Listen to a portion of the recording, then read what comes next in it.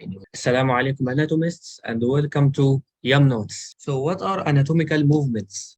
Well, they equal joint action in relation to the anatomical position, which is that position where the face, palm, and feet are all forward. Don't forget it.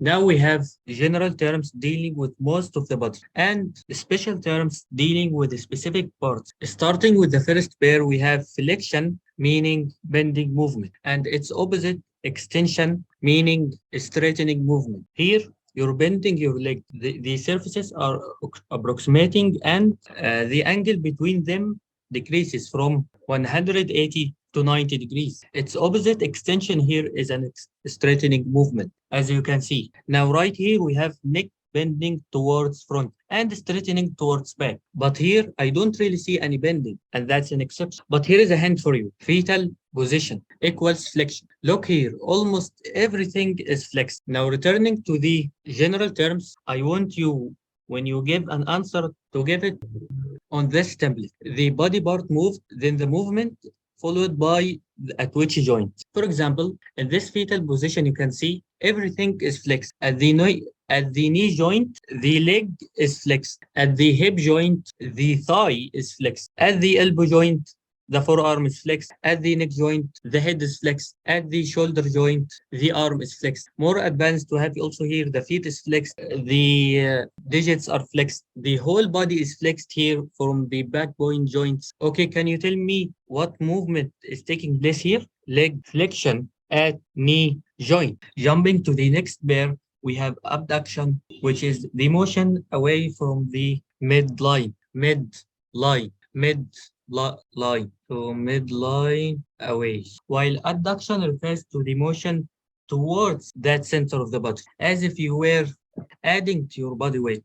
Don't forget to write after me. Yum notes are always in the YouTube description and Facebook first comment for free. Circumduction here is a combination of actions of flexion, extension, adduction, and abduction that we have just taken. Now rotation.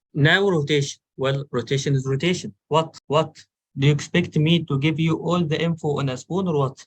You're an anatomist now. Try to figure them out by yourself. Then try to answer these two. This is lateral rotation, and that is medial rotation. You know where is the midline? Toward midline, away from midline. Both are rotation. We have finished the general terms. Now the special. We have the shoulder girdle, which means these two bones which connect the free upper limb to the rest of the body. And mandible, which is the lower jaw. Okay?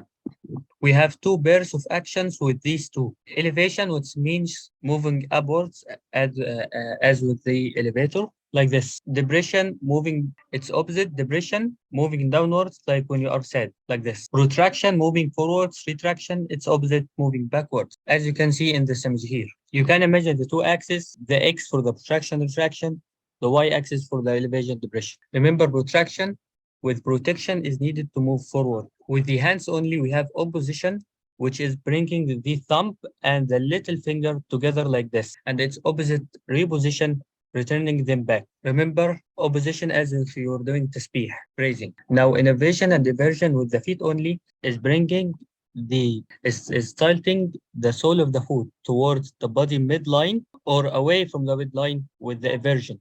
Remember, eversion as if exit and inversion to the inside. ININEXE.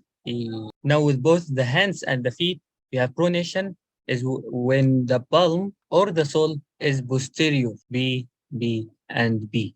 Its opposite, supination, is as if you were asking for soap like this. Now, dorsiflexion here is flexion of the dorsum, which means decreasing the angle, in this case from 90 degrees to about 45 degrees. Now, the plantar and palmar flexion can be also called extension of dorsum. Here it's 90 degrees, but the angle increases when you do that action. So we can call it dorsal extension. However, anatomists call them plantar or palmar flexion because considering this angle 90 degrees, it decreases when you plantar flex it. So it's flexion on the plantar side. Got that? Now these 6 images are the common exam questions, but if you need more, here we have dorsiflexion of the hands, retraction and protraction of the shoulder, depression and elevation, of the shoulders. Now that we have finished the anatomical movements, let us go for a quick Arabic summary. الحركات التشريحية منها الثني والمد والإبعاد والتقريب، والدوران الجانبي يعني الخارجي، والدوران الوسطي يعني الداخلي، والرفع والخفض والإطالة والانكماش. الأربعة دول مع الكتف والفك السفلي. أما اللي مع اليد والقدم اللي يعرفهم يكتبهم في التعليقات تحت.